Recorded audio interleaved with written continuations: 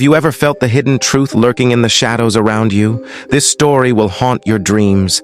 The moment Emily found the doll, she knew it wasn't meant for her, but she couldn't stop herself from taking it. Emily had always been drawn to antique shops. The smell of old wood, the history trapped in forgotten corners, and the thrill of discovering something valuable or strange. One rainy afternoon, she wandered into a dusty shop tucked away in an alley. The shopkeeper, a thin man with hollow eyes, greeted her with a peculiar smile. As Emily moved through the aisles, her eyes landed on a small, worn-out doll sitting in a corner, its head slightly tilted as if watching her.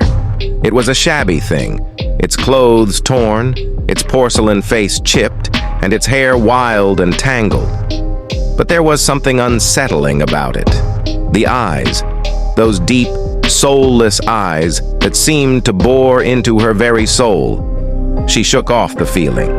It was just an old doll, she reasoned. The shopkeeper noticed her hesitation. "It's a very rare piece," he said, his voice raspy. "A collector's item. Some say it brings things with it." "Things?" Emily asked, a slight chill creeping up her spine.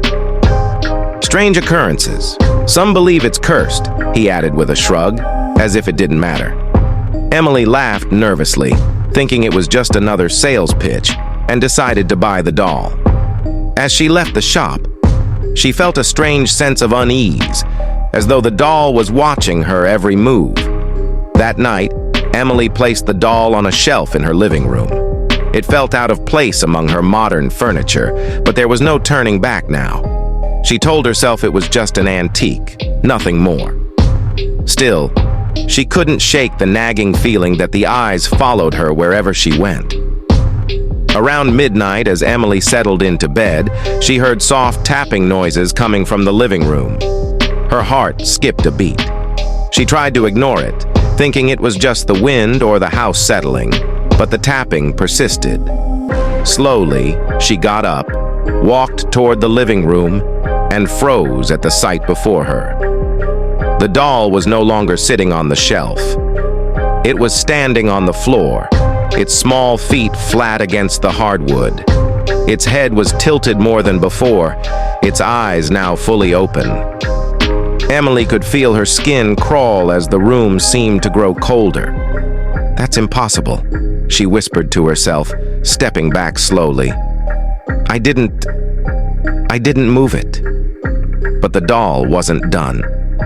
As Emily turned to leave, she heard a low, guttural whisper from behind her, too faint to understand, but terrifying all the same. She spun around, but the room was silent. The doll was back on the shelf, perfectly still. Shaking, Emily decided to get some rest.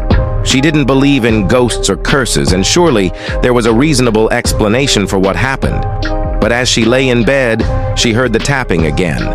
It was louder this time, more urgent. When she went to check, the doll was once again on the floor. This time, its eyes were wide open, its mouth slightly agape, as if it were smiling. Emily felt the hair on the back of her neck stand up. She reached down to pick it up, but as her fingers brushed against its cold porcelain skin, a jolt of electricity shot through her hand. She yelped and dropped the doll, her heart pounding in her chest. Suddenly, the doll moved on its own. It scuttled across the floor as if it had a life of its own. Emily screamed and backed away, but the doll was relentless. It clambered up her legs and began to climb her body, its tiny hands gripping her skin like claws.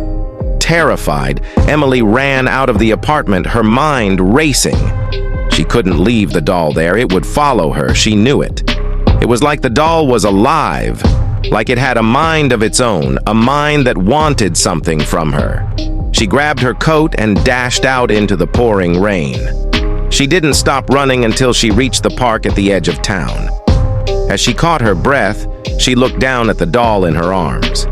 It had stopped moving, but its eyes, those eyes were still fixed on her, unblinking and cold. She couldn't take it anymore. Emily threw the doll into the river, watching it disappear beneath the waves.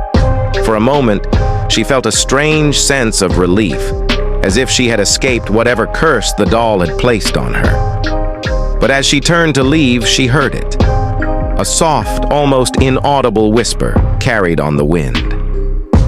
"Emily, you can't escape me." She spun around, but there was no sign of the doll. She walked back home in a daze, hoping it was just a nightmare. Yet when she opened her front door, she froze in place. The doll was back on the shelf, and its eyes were watching her.